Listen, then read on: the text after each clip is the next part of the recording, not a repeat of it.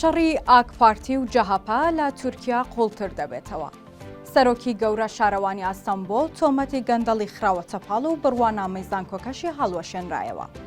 ئاکرەم ئیمامۆغڵو یەکێک لە دیارترین نەیارەکانی پارتی و ئەردۆغان دەست بەسەرکردنی ڕاگەیەندرا. بەرەبەیانی ئەمڕۆ چوارشەممە 19 ئازاری 2025 دەسەڵاتدارانی تورکیا فەرمانی دەستگیرکردنیان بۆ ئەکرەم ئیمامۆغڵو سەرۆکی شارەوانی ئەستەمبۆڵ دەرکرد کە یەکێکە لە دیارترین نەیارانی ڕەجەب تایب ئەردۆغان سەرۆکۆمەری تورکیا. مراد ئۆنگۆن ڕاوێژکەری ڕۆژنامەوانی ئیمامۆغڵو لە پۆستێکدا لە تۆڕی ئێکس ڕایگەیاند ئیمامۆغڵو بەبێ هیچ هۆکارێک دەست بەسەر کراوە.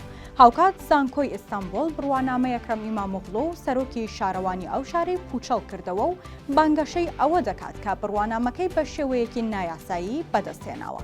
ئەم بڕیارەش لە کاتێکدایە کە چەند ڕۆژێک پێش ئێستا بڵاوکرایەوە کە جەهەپە ئەکرەم ئیمامۆغڵو وەک کاندیدی پارتی کۆماری خوازیگەل بۆ پۆستی سەرۆکایەتی کۆمار لە هەڵبژارنەکانی ساڵی 2028 کاندید دەکات.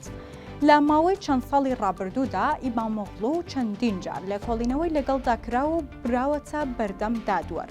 ئەم ساڵیش 3 دۆسیەی نوێی لە دژ کراوەتەوە. ناوبراو لە ساڵی 2022دا بەهۆی سوکایەتیکردن بە ئەنجامانی دەستەی باڵای هەڵبژارنەکان سزای 2 ساڵ و 7 مانگ زیندانیکردنی بەسەردا سەپێنرا. ئیمامۆغڵو پێشتریش ڕخنەی زۆری لە ئەردۆغان دەگرت ئەو کاتەی لە کۆتایی 90ەکانی سەدەی ڕابردوودا ئەردۆغان سەرۆکی شارەوانی ئەستەمبۆڵ بوو پێشەوەی ببێتە سەرۆکوەزیران و دواتر ببێتە سەرۆککۆمار. بەپێی دەستوری تورکیا دەبێت کاندیدی سەرۆکایەتی کۆماری تورکیا هەڵگری بڕوانامەی باڵا بێت. لە هەنگاوی یەکەمیشدا زانکۆی ئەستەمبۆڵ بڕوانامەکەی ئیمامۆغڵوی هەڵوەشاندەوە بۆ پێی بڕوانامەکە بە نایاسایی بەدەست هاتووە.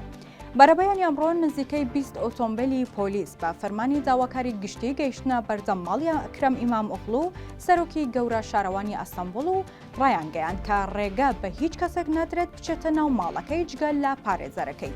هاوکات ئۆزگور ئۆزیل سەرۆکی جەهەپەش دەڵێت تەسلیم نابێت.